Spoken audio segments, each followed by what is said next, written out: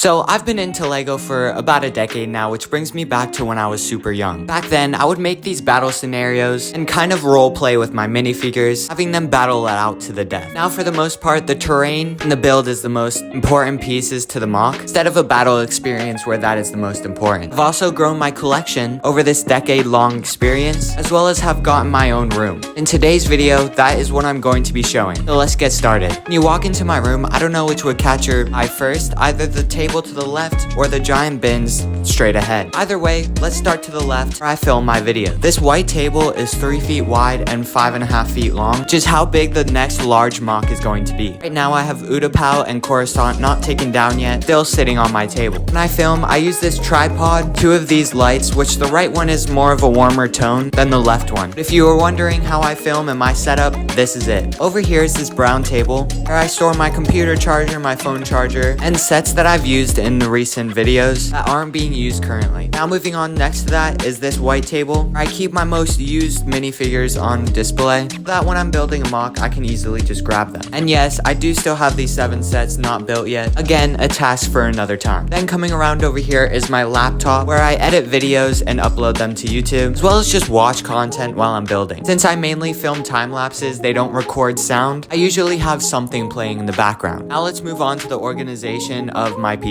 Over here is where I organize my pieces. Starting over here on the left, I have these 4 bins, mostly where I get from Staples or Walmart. How I organize them is with color and whether or not they're a brick or a plate. At the bottom, I have a miscellaneous drawer, keeping myself rooted from the good old days when I had 1 bin of pieces I'd be sifting through for an hour or 2 just to find 1 piece. I'm sure we can all relate to this. So these 4 bins are basically colors and pieces that I don't have an abundance of, mainly pieces that I can only use 2 drawers for. Which, moving over to the right, is the colors and pieces where I have an abundance of that I can't just store in 2 bins. Like my dark tan collection where I have tiles, slopes, and many different other pieces. White and black have their own system, mainly because of how many plates I have for them. Then moving up to the top, I have 2 of these smaller drawers, and with plants of like leaves that I use to build trees with. Then over in the left, I have kind of computers and miscellaneous stuff like that, as well as wildlife and stuff to make the bark of the trees. And on top of that, I have a brush in case the set gets dusty, as well as I always have one of these brick separators out. And yes, I still do have this Kaller MOC. I'm not planning to take it down. Over here is where I usually keep some of my pieces that don't have a home yet, because either I don't know where to put them or I haven't gotten around to it yet. Then over here I have all of my 48x48 large gray base plates, as well as on top of this, have this simple bin that I got from Walmart, which I really recommend anybody get. I store all those extra pieces from sets that necessarily aren't a brick.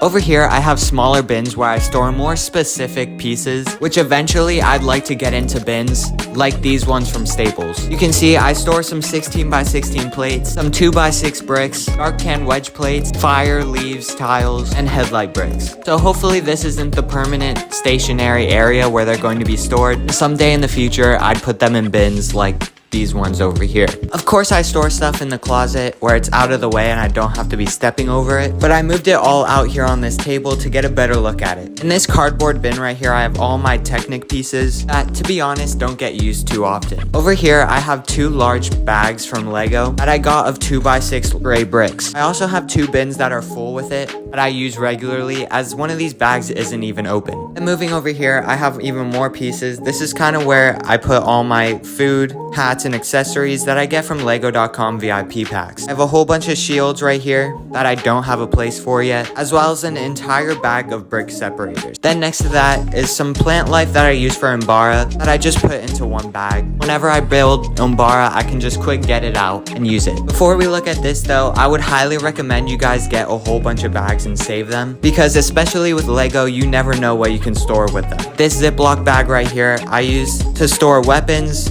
lightsabers, handcuffs, binoculars, grenades, you name it. Then over here is where I store my minifigures that I don't use as often as my clones. I store these minifigures by faction, so we have the Separatist droids, the Republic Jedi and Senators, Mandalorians, Force Awakens, Civilians, Empire, and the Rebels. Then lastly, for all of this, besides storing my 48x48 large gray base plates, I store other base plates like this. In here, I have fake base plates, which are all the way at the bottom right there, that I promise I do not use, as well as 16 by 32, 32 by 32, and a 16 by 16 base plate that I use for different challenges. So that concludes my room tour. I'm not going to be showing you my sets because, to be honest, it's a little bit shameful to see it. Basically, they're on a pool table that I used to film on, all crowded together. But this took 10 years to accumulate, and honestly, this isn't where it ends. And I know I'm going to get comments asking me how I afford all this. To say it universally, this channel is my dream, and so I invest into it with my job. So a lot of this stuff I have paid for, as well as a huge shout out to my parents, who have paid a good chunk of Christmas money, birthday and Easter money to buy me sets like this. This honestly is a dream come true, having my own room for Legos, and it's not going to be limited here. So I thank you guys so much for watching. This is where the video is going to wrap up. I hope you guys enjoyed this video. Subscribe if you did. Remember that I'm going to be going live streaming